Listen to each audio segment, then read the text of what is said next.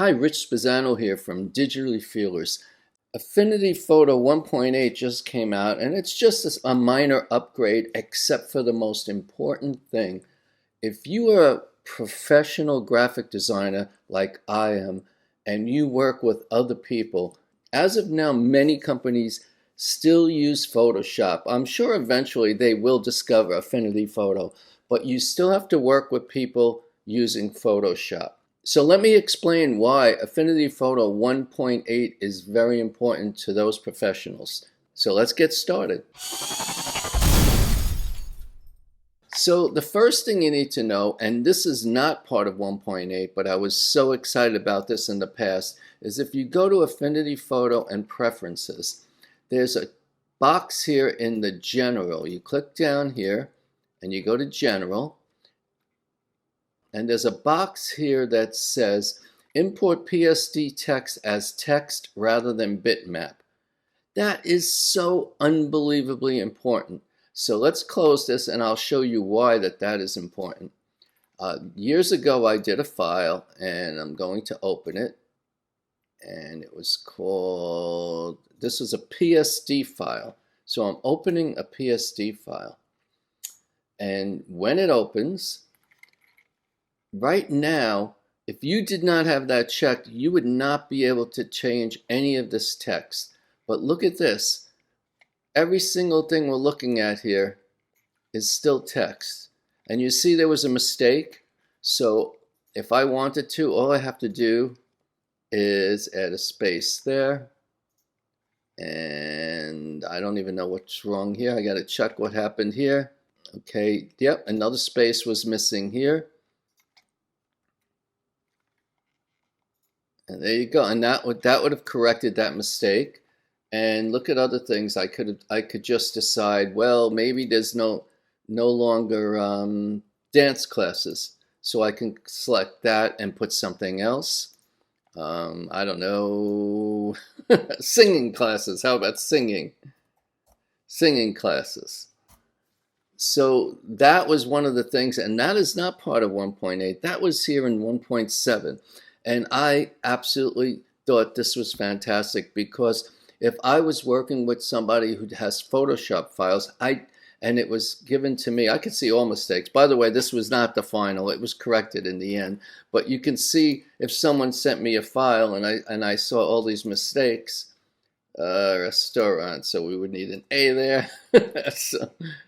So this is how wonderful this would be. So that was before 1.8. Now, many of you know the reason I haven't been doing too many tutorials is I'm having some construction work done on my house in Florida, and I will be back in my studio in Pennsylvania soon.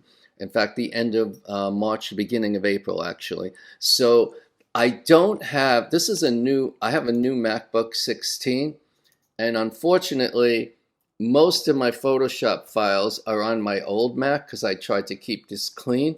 So I don't have a way of showing you the other thing, but here is very, very extremely important. If the most important thing I think now on Affinity Photo 1.8, and here's what I'm going to show you, and I can't show you on the screen, but I can show you how to activate it. Once again, you go to Affinity Photo and you go to Preferences. And in Preferences, you go to General. If in case something else is showing here, let me show you. This General might not be up, so if this was there, you just go like this and you go to General, and it says import PSD smart objects where possible. That is such a wonderful, wonderful feature. So now when something has a smart object and it's sent to me from someone who is using a Photoshop file or an older Photoshop file, and they've hired that designer and they've hired me and they want me to update it, now I can actually open that file and still have access to an embedded smart object. So I'd have access to fix anything I want. So believe me, that is more important than any other update here, because now you can absolutely work with Photoshop files. And one other thing I need to make sure you understand, again, in Affinity Photo, in Preferences, there's a checkbox that says Enable Save Over Imported Photoshop Files.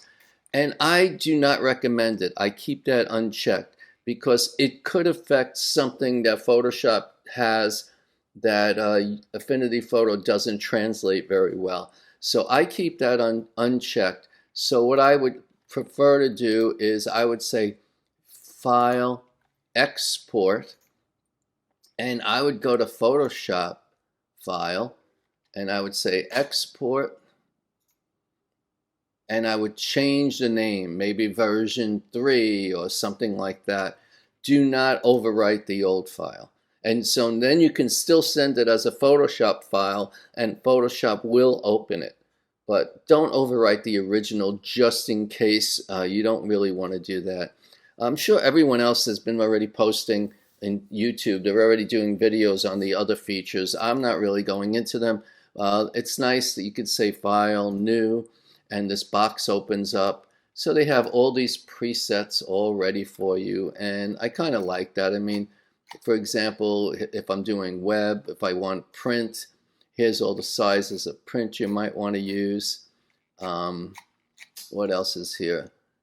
Print ready would be for an actual printer.